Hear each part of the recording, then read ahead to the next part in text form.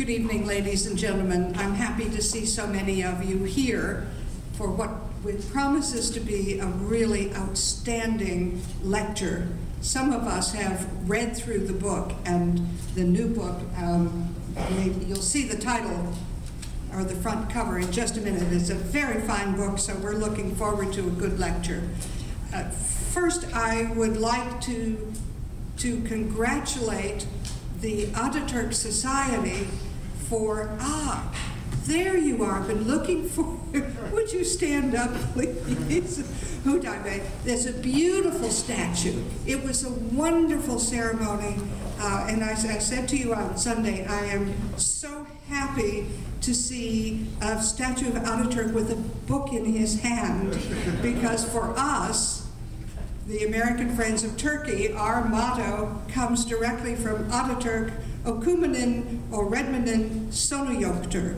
And for anyone here who doesn't speak Turkish, that says, reading and learning never end.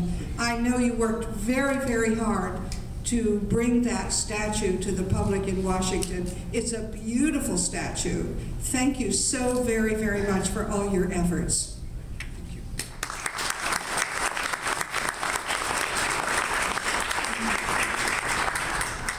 For any of you who haven't seen it, drop by the corner of the embassy. It's in a perfect location, and I think you will enjoy the statue as much as we did when it was unveiled on Sunday. Secondly, very quickly, I want you to mark your calendars, if you would please. February 13, not quite Valentine's Day, but close.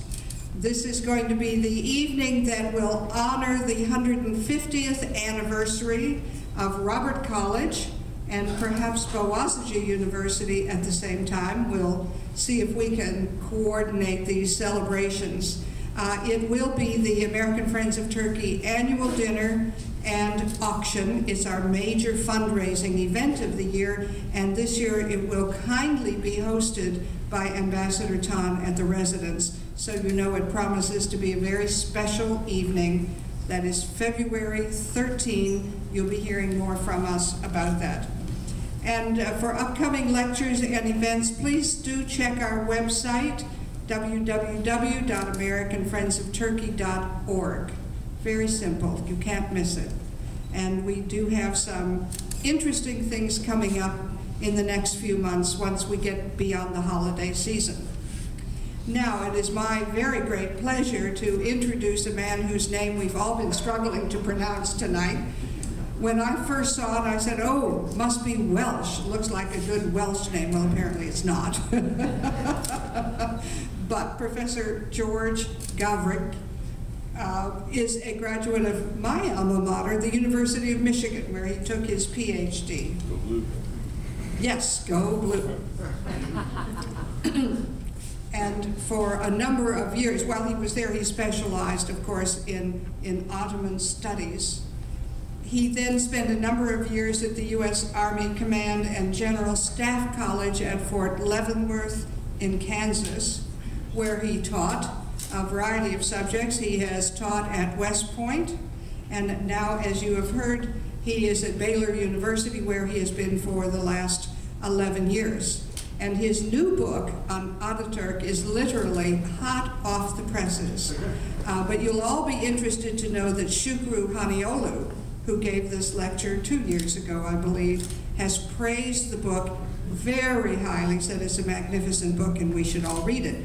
So now we will hear what the professor's thesis is about the transition of Ataturk from soldier to statesman. Thank you.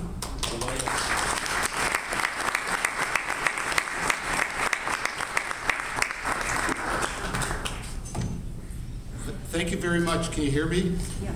Yes. It's a tremendous pleasure to be here with you.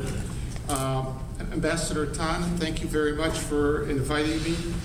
General Koshucuoğlu, thank you very much too for the invitation. And I'd like to thank too the Executive Director of the Institute of Turkish Studies, Ciddi, Dr. Ciddi, and the Executive Director of American Friends of Turkey, Elizabeth Shelton. Thank you very much.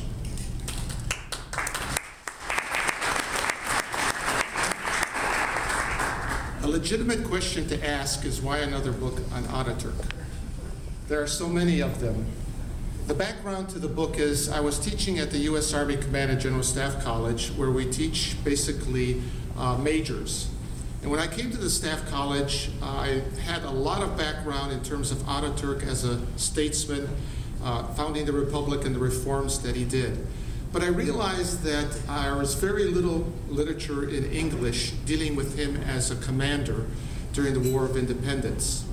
So I included some material, wrote a chapter, an article, and virtually every officer said this man was a genius. We need more information. So I set out to do a more systematic study of Ataturk in the War of Independence, looking at his background as well. The one advantage I have over a lot of people who have worked on Ataturk is that I can read the Ottoman script, handwritten script, which means it gives me access to material in the archives, and the Turkish military was grateful enough to let me work in the archives, where I was able to find some very interesting material, and I will share that with you in the lecture. So in this lecture, I looked at Ataturk's commands, his military writings, his correspondences, notebooks, speeches, to get a better idea of the person. And if you look at the cover of my book, you can see where my focus is. The name appears right above his head, where the focus of my study is to look at his mind development. It's also very important to understand his heart, but you can see the subtitle of my book is By His Heart, and he's got all sorts of medals protecting it because it's hard to penetrate the heart of an individual, but we must, okay? Let me share a couple of images of Ataturk that influenced me very greatly. This is a famous picture of Ataturk, Kocatepe in the Great Offensive. And this is a picture my wife took of him, of a statue of him. The thing that it captures for me is Ataturk was a man in motion, thought in action. And if you look at his writings, which I had to do, it is clear that he has a bright mind and he just reads vociferously and thinks deeply. In struggling sometimes to work with the Ottoman texts, I realized something Ataturk said that gave me a better perspective. One time he wrote, "Every officer must read these words with great attention and seriousness and must embed their meaning into his mind." The thing that struck me is the number of times Ataturk talked about wrote about not just learning things, but embedding that knowledge so it moves into your body, into your soul. That is sort of like sometimes you learn something and you half learn it, but he understood that the journey of life, and if you look at his name, Kamal, I would say that the name could best be translated as what? Maturity, perfection, but look at it not as it's just defined, but see it as a process that continues until he dies. So Ataturk placed great emphasis on learning, and unlike scholars who are in their ivory towers, thought had to be translated into action. And that was the challenge he clearly understood when he was studying to become a soldier. This is another picture of Ataturk that I greatly admire. It captures also something about him. If you are believing in having the knowledge penetrate into your soul, institutionalize it within yourself. You should be a great listener. And Ataturk was a great listener. There are a number of times I've read across people saying he spent a couple hours basically listening to discussions of what to do and then made some comments and then came to decision. A listener means a person who's willing to let the situation with another human being enter into their psyche. Listen. And as an officer, he also said it's important, if you want to be a good commander, to be able to listen to people, to understand how they think and what they think. To be a better leader, you have to do that. And this captures it in a beautiful way because it's Ataturk listening to a peasant. In other words, another human being, and it doesn't matter the status. okay? And if you look at his career as a leader or statesman, when he was doing projects, he would bring experts from those areas and listen to them. That is a very important trait for a good, successful leader, to be able to harness the talents that are in your society by allowing them to have a platform to come to you and to share their knowledge. This is another aspect of him. Let me now share one quote that I found that, if I may be a little vulgar in the sense of an academic wouldn't say this, it blew my mind. It made me reflect on this a lot because I saw Ataturk very much as a rational being who placed great emphasis on reason and the mind. Look what he says there. Perhaps more than the mind or reason, you could say, logic or judgment, what makes history is emotions, the power of emotions. And as I reflected on this, I came to the realization that there were three important concepts that Ataturk used a lot as he was becoming a commander, then a statesman, and it carried through to his death. And I call it the Kemalist triad. So you're going to get 2 threes here, 1923 and then the Kemalist triad. So this lecture is for 2 hours, not 1, so don't worry. Okay. The three are Dima, Vicdan, and His. Dima is the mind and reason, which we associate with Ataturk. Vicdan is conscience. In a broader sense, it means a moral compass, the values and virtues that make human beings. So reason by itself is not enough because values affect how we look at the world and how we do our analysis, from what vantage point we come to. And the third one is his, or emotions. Emotions are important also in life, and certainly in warfare. Clausewitz, the great theoretician, talks about passion. Enmity is one of the 3 elements of warfare. And for Ataturk then, as I see him, these 3 concepts were always with him. He was self-conscious of them, and he used them a lot throughout his career. That gives you insight into a person who's self-aware and understands what he's doing and looks at people as 3-dimensional, and himself as 3-dimensional. What I'd like to do today is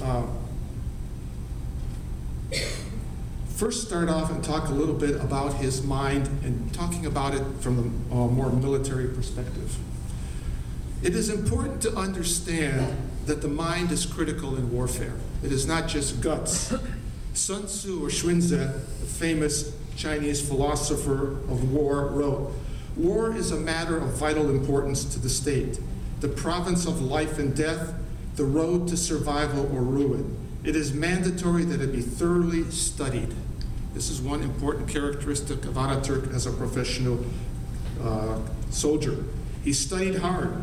If you look at his career, he was a good student, eventually graduating high in his class to become a member of the general staff. And looking at his notebook that he had when he was a student, there are 3 questions he put together once on a page.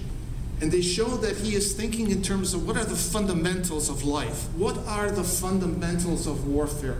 And at the center is the human being. At the center is what war is about. The 3 questions he asks are, what are the secrets of human nature? How do you teach the art of soldiering? Which means he looks at it as an art. And are 2 events similar in war? He understands that in life and in war, events are unique. So you cannot have simple answers. You have to develop more than just reason, and I would say emotion gets into intuition, into sensing, sometimes what reason cannot see. So, what is also important for those of you who are in the military or interested in military history, by those 3 questions, he writes the words Clausewitz's wisdom. So he was very much influenced by Clausewitz and von der Goltz. Von der Goltz came to Turkey, spent 13 years helping to reform the Ottoman army, He taught a generation of officers, and that generation is the generation that taught Ataturk and his officers. Ataturk saw, like Clausewitz and von der Goltz, that war is difficult to grasp. Uncertainty, intangibles, the unpredictable, morale, individuals, all those things are part of war. And if you then think about non-war, life is like that, similar, is it not, as well? So this knowledge, this insight can transfer easily to the ambassador. If you become chief of staff, they're also important for the army, okay? How important was this intangible part, the intangible part? Let me just share with you insight that I got in looking at a letter Ataturk wrote to a friend when he was in Libya. And if you looked at Libya, that experience with guerrillas, he's working with Arab tribesmen. He doesn't speak their language. He writes a report where I have to spend time talking to them before I even can get to the business